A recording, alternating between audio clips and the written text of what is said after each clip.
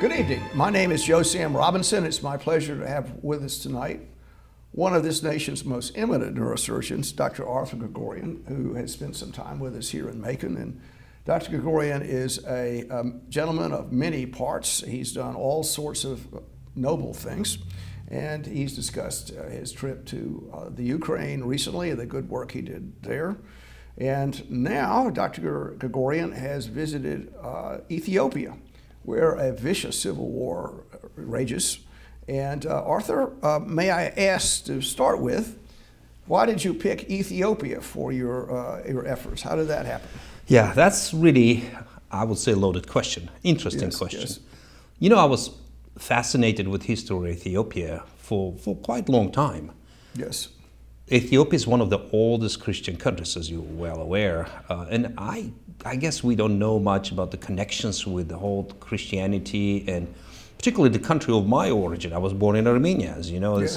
It's first country that accepted Christianity as a government religion. And I always felt that there's got to be some kind of connections between those ancient Christian countries as Armenia and Ethiopia. Yes. There's also another strange thing that I observed in the past. If you look at the Ethiopian alphabet and then compare it to Armenian alphabet, there's a lot of similarities. Yes. I wish somebody at some point can establish any kind of connection, which I think there is some connections. But in any case, as I said, I was always interested in history in Ethiopia, and what happened belonging to one of those Catholic communities in the Metro Atlanta area, the priest that recently joined our diocese, I would say, his origin is from Ethiopia. Yes. And I have a neurologist who works with me. She's also Ethiopian. And we started this conversation. And knowing that I'm involved in the humanitarian activity in a different part of the world, as you mentioned, last trip to Ukraine was in the spring of this year. The question comes, can we maybe do the similar thing in Ethiopia? And this is how the process started. I was able to contact some of physicians in a capital, Addis Ababa, and then some other physicians were located in the south of a country that we end up actually flying to. And after some arrangement, we were able to organize the trip, which was fascinating in my opinion, completely interesting and very fascinating. Wow, and you know, I think it can be said that both in the Ukraine and in Ethiopia, these terrible wars are underway. Did you get a chance to observe the impact of the war in Ethiopia? Not directly, obviously, because the war is in the north part of the Ethiopia, and we mostly were located in the center, in the capital, and we traveled to south. But we did so and participated actually in a surgical intervention with some of the gunshot wounds that were brought in from the military area. Not that common. Most of that, it was just general healthcare situation and emergencies and complex neurosurgical problems and pathologies that we were dealing with on a daily basis. And, you know, we could maybe segue slightly into the ancient culture in Ethiopia and its connection with Christianity. And so I know that Armenia was in 301, was the first Christian country, if we can ask that.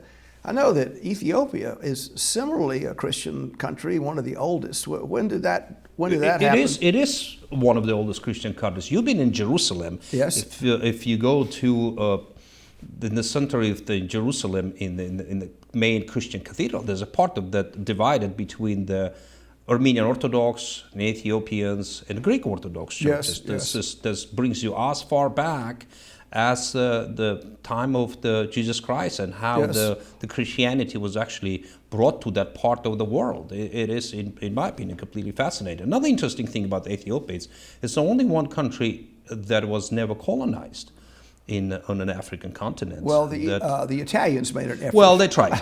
They tried. Yes. So that's actually brought. Because of that, it's a lot of positivity. But for example, the bureaucracy was also quite substantial.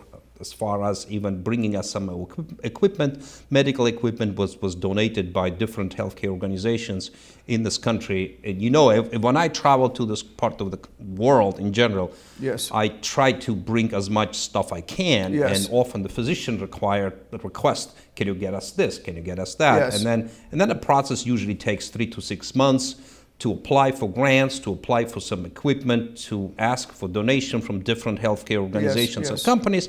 So ultimately, I've come up with the multiple suitcases of the stuff that, Yes. that we end up Can traveling. you just take them on the Oh, plane? I can show you a couple slides. We can maybe start from the first slide. Okay, well, please, It's- here's the football. Let's yeah, so let's look. the flying was, I thought it would be very complicated, ended up being not so complicated. We ended up flying from Chicago in Ethiopian Airlines, which is very great airlines actually. I don't know if you ever tried to fly. No, but tell Yeah, me it's more. a direct Tell me more. flight from Chicago to Addis Ababa, and I landed, and it's very nice modern airport in Addis Ababa with the multiple of my suitcases. Yes. And then the local neurosurgeon is supposed to be meeting me there. Yes. And obviously they're coming, and there's like, and you imagine 100 people receiving the luggages, and You had and I was 100 wondering, people? Oh, well, where's your guy? yeah, what is my guy? How he's going to find me? Yes. And then Here we go. Here's some slides. Yes. I call him and I said, you know what? I'm dressed up. I got that blue jacket on me, and then I look around and I said, forget about this jacket. I'm the only white guy in this Okay, crowd. there you go. The And- only guy there. White suitcase. So Yes, very easily they found me, and then the thing is, the medical equipment that I brought in those multiple suitcases, you can see only one here. It's ended up Yes. being in a custom for at least 3 days. Really? Well, yeah, They would- yeah. Why is that? They just Well, their it's, as I bureaucracy? said, probably. Plus, we landed on the New Year's Day, Ethiopian New Year Day, which is not on the kind of Western New Year that we used to. It's Yes, September. yes, So, yes. and obviously at the time the workers were not there, and it took a while. By the time they cleared the custom, and then we went to the capital. The Addis Ababa is absolutely amazing, beautiful city. Next slide, please. This is the view from the hotel. You can see modern city, high rise, and it's really, really nice. So really, it's progressed a lot over the years. Is that a fair statement? Since earlier times. It is my understanding that there's enormous progression, particularly in the capital. You just realize that Ethiopia has about 120 million people Wow, population. that's It's a a huge lot of people. population. And obviously, with most of the countries that have such a big population and healthcare, it's improving and increasing, but it's still a substantial amount of difficulties. Yes. And what I realized specifically in area of neurosurgery, on the whole Ethiopia, there's about 43 neurosurgeons only. For 120, For 120 million people. right. And so really, in many developing countries, neurosurgery might be the last check mark there. Just giving prenatal care is probably what people focus on, so to speak, or good sanitation. But you came as a person that could do some good. And how did all that work out? You have some nice slides here. So initially, my approach was I would spend some time in the capital, in the biggest university hospital, which is called Black Lion Hospital, and then I was planning to travel south to see much smaller hospitals that run by some Christian organization from the United States. And we can have maybe next slide now. Yeah, this is the again view of Addis Ababa. It's a very, very Well, it beautiful looks city. quite modern. Yes. How many people live there? I bet it's a lot.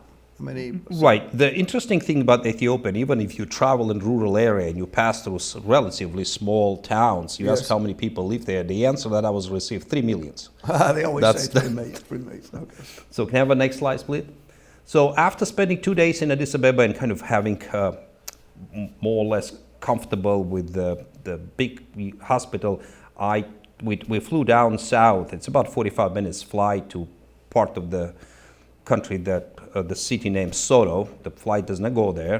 We have to drive for about 2.5 hours, and I have a little video about this traveling through the rural part of Ethiopia. Can we play that video, Now, please? you're in the highlands too, so Ethiopia has some desert there in the south. It has No, it's actually beautiful. There's a little hills, small mountains, the lakes and rivers. That Oh, part all of the right, the higher country part. Oh, good. is incredibly beautiful. that's in the mountains, and so you're up. Your elevation is 4,000 or 5,000 feet. Is that fair? It is, yes, it is. That reflected in the annual temperature, which is very pleasant overall. Yeah, it's like perpetual springtime. Possibly. Yes. Traveling in the country, you can see one of the typical roads full with the people, and people are kind of walking on the street.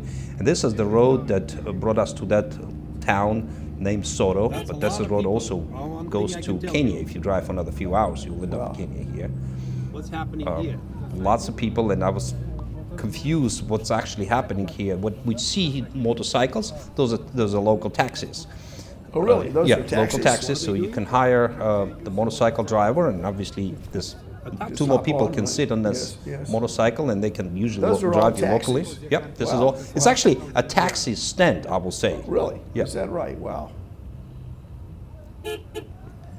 Oh, people are giving you smiles and saying hello. Now, the war is going on in the north, but right here, there's no signs of it. This is more southwest. Very peaceful, very quiet. But I mean, once again, this. What are those things in the middle? Oh, that was my question I asked them. What are those things in the middle? That's exactly what I asked. Yes. They say it's a part of the art, but then I realized some vegetations are there, and it's a protection from really? the Yeah. from the domestic animals there, right? Oh, really? I see a lot of goats that might nibble there. So after 2.5, almost 3 hours driving, we end up in that little town, which we use word little, but it's about 3 million population. 3 million. 3 million, 3 million, yes. That's a lot of people.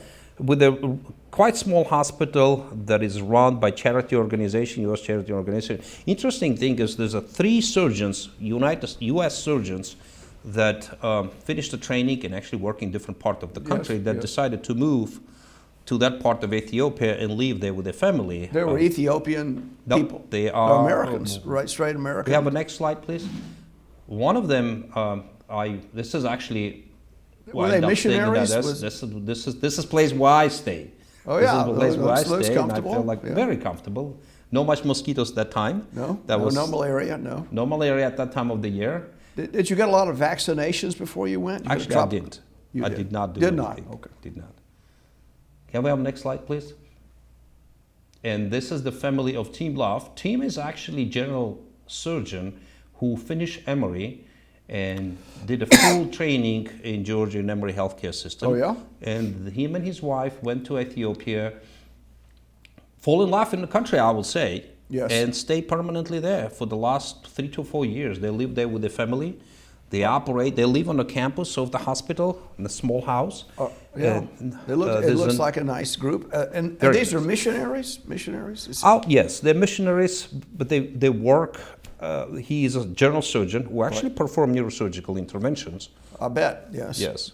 The complexity of the cases is it's really incredible what you see there often. Right, yes. Have a next slide, please. Yeah, so this is, I was operating that day.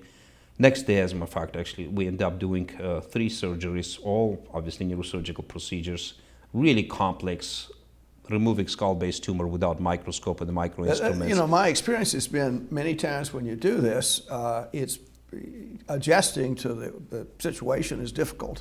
And sometimes the regular guys know how to, they know what a 22 gauge can do or whatever. I mean, they understand really more than you can, even though you have more experience about what you can accomplish. We discussed that particular case probably a month before I got to Ethiopia, and he asked me about my opinion. He asked me if I can help him.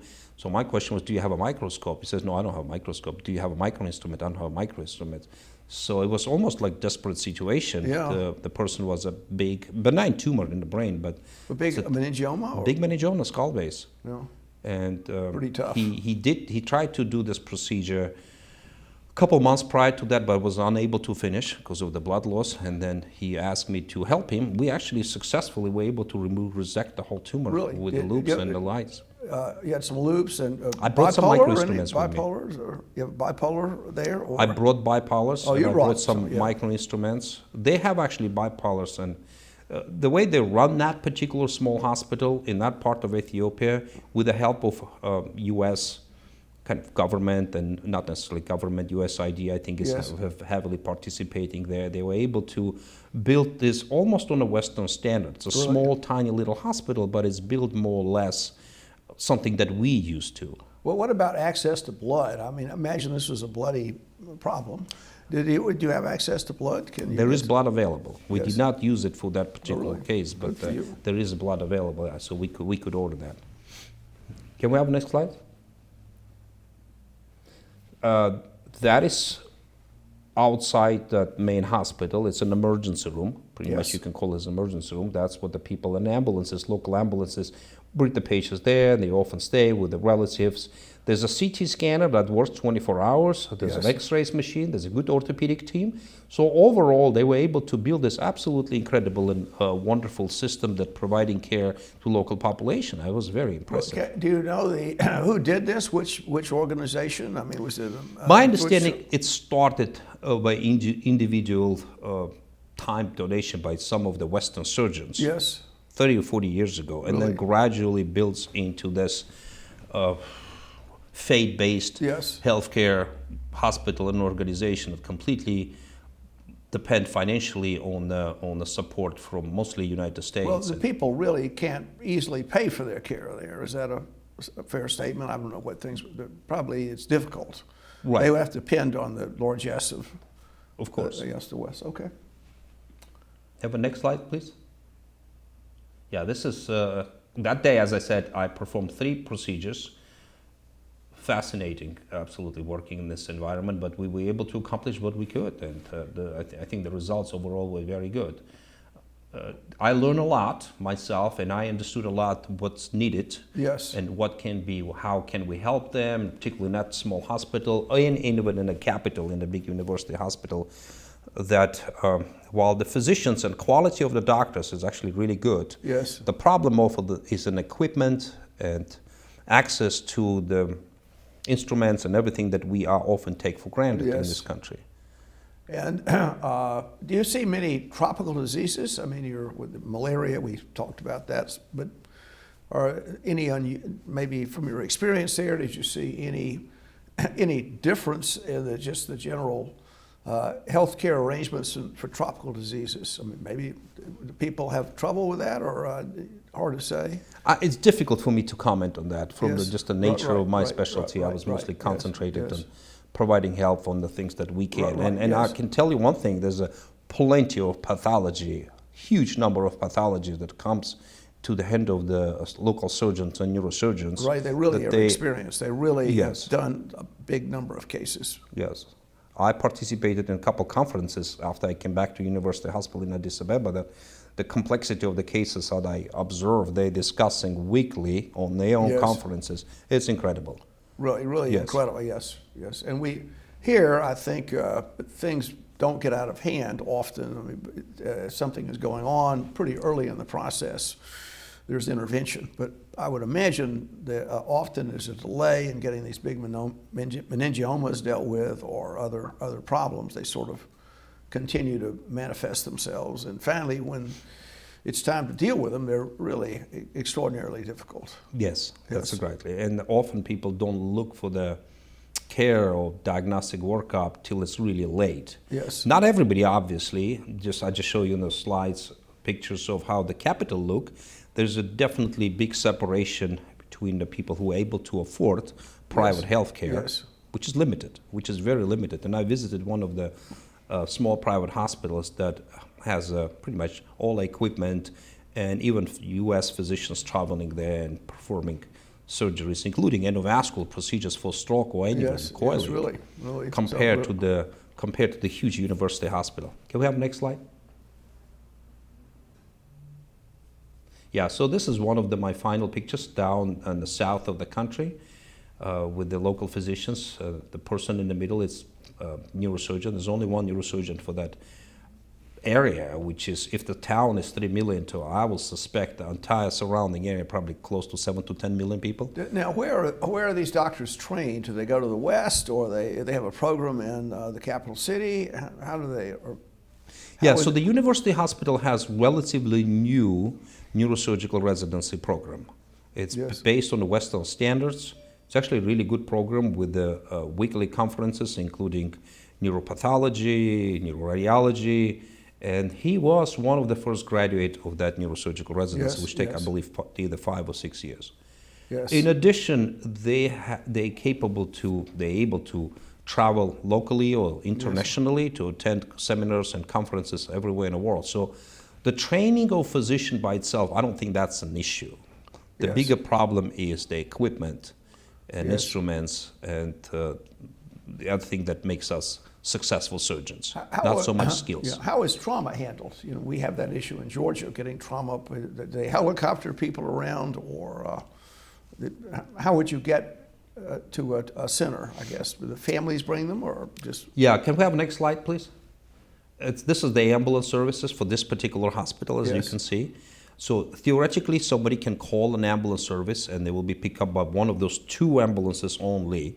yes, But majority of transportation done individually by people, Yes. relatives or friends. They put the person in the car and bring it to the hospital, and attending there. yes. What about car accidents, gunshot wounds? I guess machete injuries. Anything that spoke to you about the trauma arrangements there? How that works out? Yeah. So the gunshot wound is extremely uncommon. Extremely Yes. uncommon because the weapons are not easily available. Yes. Just because of the military conflict that Ethiopia was going through, and I believe this is some temporary. It's a pretty vicious war, I think, up in the north. Yes, yes. But in that part of the south and in the capital, the only gunshot injuries or wounds that you can see, this is if somebody transferred from the north. Yes. Otherwise, it's more sort of domestic type of things. Yeah. As you said, machete or some blind object or Right. stone attack, Right. something like Right. that, or Right. motor vehicle accidents. Lots of motorcycle accidents. Yeah, You saw I noticed yourself that the one, reason yes, that there is yes. a motorcycles are very common there, with obviously no helmets, not much helmets. No I haven't helmets, seen no. one helmet. Those kind of traumas often transported by the local people. Did to the they have hospital. any COVID virus there? Did they speak of that? Are people vaccinated? We have the worldwide COVID virus. Was there an impact that was noticeable? There was substantial restriction of all activities brought in by the government, by the Ministry of Health, which is actually pretty active during the world pandemic. But when I was there, the only requirement was mask. You have to wear a in the mask. hospital. Absolutely, everybody had a masks. Yes. Have the next slide, please.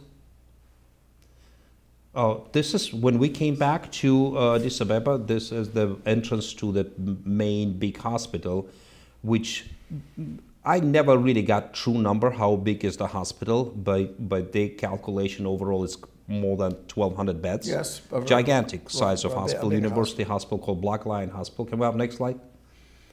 Really big hospital with multiple services. They're trying to do whatever they could possibly do in order to provide adequate care, but obviously with the restraint, financial restraints, and the war in the north, Sure. it's not that easy. Next slide. This is I made the CEO of the hospital with the neurosurgical team next to me. The group is really trying to accomplish whatever they can, but Yes. they certainly need help. And I was looking into potential opportunities to provide some kind of help, to even maybe provide help to renovate neurosurgical operating room or intensive care right. unit. When you go with and you use to Western standards and you go and observe, for example, pediatric ICU or Yes. pediatric neurosurgical ICU, you understand how much can be done in those parts of the world. Yes. It is just incredible. Yeah, they're really good. What you saw. Well, next slide, please. This is, for example, it's a pediatric ICU, and you can see that needs a lot of renovations Yes, and a yes, lot of right. help and a lot of adjustments. Even as I said, surgeons might do excellent work, but if the child ultimately has to spend substantial amount of time in the intensive care unit, which looks like this, Yes. there's definitely a lot of room for improvement. Right, right. And this is what I realize as we here, we often do not notice what we have available Right, for us. right. I think that's a fair assessment. Americans tend to be, dismissive of what the country has, and it's a lot. So that's Have the next slide, please. interesting. Yeah, and then I help him also with a couple surgeries. You can see there's one operating microscope. Yeah. I believe there's only one neurosurgical operating microscope on the entire country. And this microscope was donated to European donations. It's actually a really good microscope. And all those complex cranial cases, including pediatric cases, done with the help of this microscope. The team is really comfortable using this. Yes, and, yes. I worked with them for a few days there. We performed multiple surgeries. this is another area potentially can be improved. We brought a lot of equipment with us, including all sort of drills. I brought the first set of aneurysm clips because there's no really? aneurysm. Yep. No aneurysm clips? No aneurysm clips. Yes. Makes it a little tough. So cerebrovascular aspect is definitely can improve and need improvement, and that's what they're looking really into, the potentially increasing cooperation with anyone who is interested to provide them help. Next slide. Oh, okay, and I give a couple talks, mostly covering the Western approach to the management of stroke. The interesting thing about the stroke, by the way, statistics, at least I was not able to obtain any real statistical data as far as the incidence of the strokes or even heart attack. But overall, surprisingly, Ethiopian population appears to be healthy. Or they seem thin, or They thin seem and very angular thin. I did not seen a single smoker. Really? Not a single person. Not in the hospital, not outside on the street, nobody smoke. The food is actually, I don't know how much you know about the Ethiopian food. Not too much. Not too much. No. I think we have some slides later on It's probably coming pretty, in. I understand it's pretty good though. It's very, my understanding is it's also very healthy. And this tradition goes back, probably again, back to the origin of Christianity. For example, Ethiopians do not eat pork. They do not. They do not eat pork. It's lean beef mostly. And when I ask the question why you don't, it seems to be does not correlate well with the Christian. Yes, right.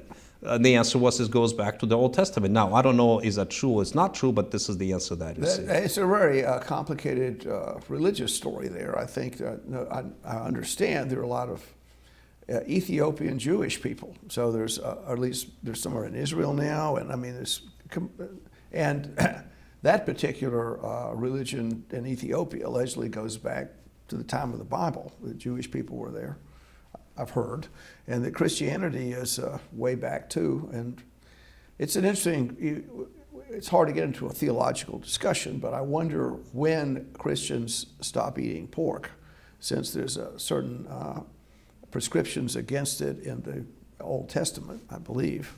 So it may be that's an indication of the age of their religious relationships. In Armenia, it's quite reasonable to eat pork there. You don't have a similar restriction. No. And beside that, beside the fact that they don't eat pork, they often eat. Can we have next slide, please? Yeah, here you go. It's, for example, very classical, typical Ethiopian sort of common dish that people share. It's not. This will not be served to you personally. It will be served to the group of the people. Yes. And you can see very thin and flat bread that made from the particular type of thing that grows in this part of the world, in Ethiopia and Eritrea only. This is very helpful and healthy. Right. A lot of vegetables. Yes. And lean meat. And the next slide, please. The country is probably fairly fertile, isn't it? I mean, you can get a lot of good food, vegetables there. Yes. And raw meat. This is another interesting that they eat raw meat? Yep. Okay. The restaurants are, some of them specialize just exclusively on serving you beef only in a different varieties, and you can easily get raw pieces of meat. What is it? Beef tartare? Is that what somebody? Well, except it's just a piece of beef. Okay. So. Yes, from that perspective, it will be interesting to run some real statistical data to understand is the truly difference in all those habits, particularly the food. You know, it might be interesting just to see the atherosclerotic issues. Just do ultrasounds, carotid ultrasounds, maybe just at random and compare it with a random Western population. But that presumably there are not many heart attacks or. We discussed strokes. Small number, but obviously the stroke care by itself is not well developed. And this is one of the things I'm looking in forward, potentially going back to Ethiopia maybe next year and helping maybe to improve the stroke care and the stroke management. Yes. I met a interventional neurologist who has an regional background, who is currently working between United States and Ethiopia, and he started doing first stroke treatment, emergency thrombectomies, and aneurysm coilings, which is a major step forward. Sure. What about blood pressure control, aspirin? I mean, things like that, or is that widely available or appreciated? Just things that don't cost much money, presumably. Yes, I mean the basic medications like an aspirin, etc., are obviously well available. And I was in general surprised that the level of knowledge. I give a talk, and immediately after me, 2 residents give a talk on this weekly conference. I was very impressed the level of knowledge and the analysis, and we discussed strokes and how to manage it, all on a theoretical base. Unfortunately, is the language in English? In other words, right. For the medical community there, pretty much they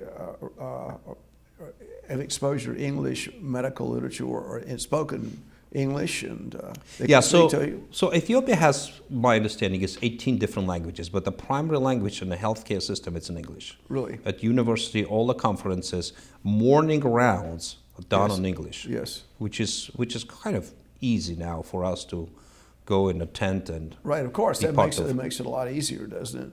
Yes. Well, how did the government function? I mean, were they helpful? I mean, did they? So you saw the slide when I met the CEO of the hospital. This is as high as I was able to.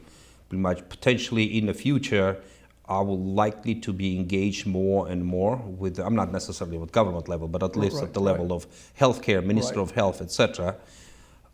The interesting thing that you realize on my first slides when I saw you saw me dragging the suitcase with me. There's only so much I can do with suitcases. That's right. So ultimately, after that trip, we actually established a foundation. The name of the foundation is Worldwide Surgical Mission, and it's specific direction to provide neurosurgical care around the world. Wow. So this is 501c U.S. tax exempt foundation. And I'm a founder. Well, good for you, Arthur. Kudos to you. That's a really a nice thing to do, and certainly the world needs more efforts like that. That's a good thing. Yeah, and the purpose of that will be to provide this equipment, and instead of me dragging the suitcases, potentially send it separately, or even provide help, for example, with the renovation of operating room, pediatric ICU, and etc. This is just not limited to Ethiopia. As you know, my previous trip to Ukraine, I'm planning to repeat that trip again by just before the end of the year, this month, December. Oh, really? So next month I'm planning to go back there if it worked. I already contacted surgeons on the western part of the country by Lviv. It's a pediatric intensive care unit that I visited right when the war started, and obviously we are sending them huge number of weapons, but nobody really thinking about, well, probably people thinking that they still need basic neurosurgical equipment. Yes. And that's my plan is this month, December, to travel to this part of Ukraine. And I already have a list of equipment that they ask for, especially pediatric shunts, catheters, all sort of different, because nobody cancels brain tumors, nobody cancels strokes or heart attacks. They are happening in the country. People need cardiac stents. They need aneurysm coils and clips, and those things are not on the top of the list often when we provide help and support those countries in need. You could say there was sort of a worldwide issue about putting the best contemporary medicine in other places. That could be sort of a vexing issue, couldn't it? And the expense to their American healthcare system is so expensive. I mean, it costs a huge amount of money just the way we do things. It seems to me one of the things might be thought about was how to get to third world situations, less expensive treatment or less expensive equipment. Patents, the drug companies, can they do something? And I think patents play a role in keeping the cost up a little bit, and manufacturing different kinds of equipment outside the West. I mean, maybe that's something to think about. If you have something that's manufactured here, the cost, because of how expensive things are in the West, maybe to produce a shunt costs $1,000 to make a number up here. And if you did the actual doing it in a less expensive fashion, maybe you could do it for $25, so to speak. I mean, I don't know if that's something to think about. Sort of a business model to try and go around the expensive Western equipment. Yes. That might be something to consider. for sure. This is something that can be even probably work on a national level. Yes. Talking about basic spinal instrumentation. In Yes. reality, if you look at the spinal instrumentation or even orthopedic instrumentation, it's just a quite simple, straightforward screw. Right. It How shouldn't much is that cost to $1 million. produce the screw? Right. Right. Right. And so maybe there's a way to do that. Sort of off-label equipment that could be done much less expensively, and that might be something to consider. So when you take equipment from the West into the less prosperous parts of the world, how do you get it? I mean, is it equipment that's just used, or it's outdated, which would be a reasonable thing to do, or do the companies just donate it, or what? How do you? Yes, it's a good question. It depends. Most of the companies, when they donating an equipment, they have to donate something that is still within the they're not expired. Pretty much, Yes, let's put it yes. this way. For multiple reasons, I can't even comment. The rationale, Yes. obviously, the liability issues and all other issues. While those people, they're obviously willing to accept anything that Yes, comes, of course. or things cannot be sterilized, but re-sterilized multiple times, and that's what they do anyway. Yes. Anyway, for example, pieces of drill equipment for neurosurgical regular drill bit, Right, those yes. are all single use in this country. Yes. But they can be used Of course multiple they can. multiple Sure, times. sure. And that's what they're doing. That if I take the drill there and I'll bring 20 drills, I know they'll use this 20 drills for the next year, no matter what I say. One of the things to consider also is to sort of send, if in fact things can be done in a much less expensive way, maybe that would be useful in the West to diminish healthcare costs. So, for instance, reusing a drill, I mean, I think that's a reasonable thing to do. If they've done it 300 times with no trouble, that might be something to consider just in the West. But right now, I guess the standards of care are so ingrained in the system that it's difficult to decrease expenses, and that's something our country needs. So maybe that would be one of the things that would be useful, is if they can do things less expensively with just the same kind of results. Maybe there's a way we could learn. This has becomes a really now philosophical question, because if you ask cost benefit of perform any kind of analysis, the most profitable for industry devices are single-use devices. Yes, obviously. yeah, that's right. And nobody's interested to make a device that you can use 20, 50 times. So a lot of companies prefer the single-use device, right? Of course, course it's more profitable. And the difficulty is that a lot of the innovative things the West does are expensive. And so when they want a return on capital, they have to basically get their money back. And the third world's a separate place, so it could be that, if they're 5 years behind the West, and their expenses are so much less, it still does the third world country a lot of good. Something to think about is the cost analysis of the healthcare system. That would be a really interesting thing to consider. Absolutely.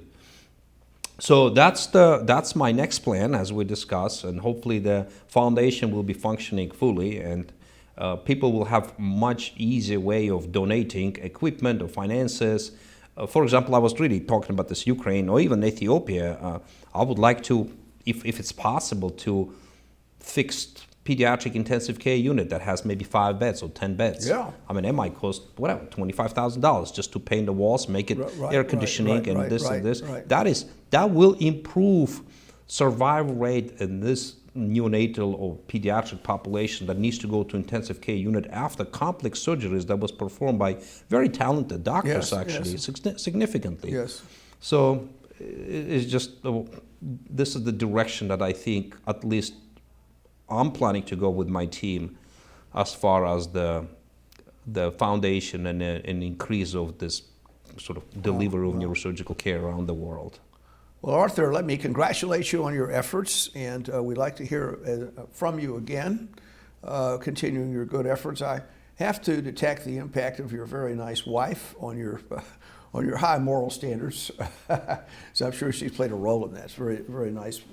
Dr. Grigorian has a very nice, kind wife who's a good thing. Thank you. I'll pass that to Well, you pass that along. message. Well, we'll tell the audience about it. Well, all right, Arthur. So thank you for coming, and we'll be glad to talk to you some more. Of course. Okay. Thank you. Well, Thank you for inviting me. Thanks a lot. Thank you. This program is brought to you by the Georgia Neurosurgical Institute. For over 50 years, rendering neurosurgical care to patients of all social conditions, treating complicated problems involving the brain, spine, spinal cord, and peripheral nerves, endeavoring to encourage quality care, medical research, innovation, and education on a local, national, and international basis.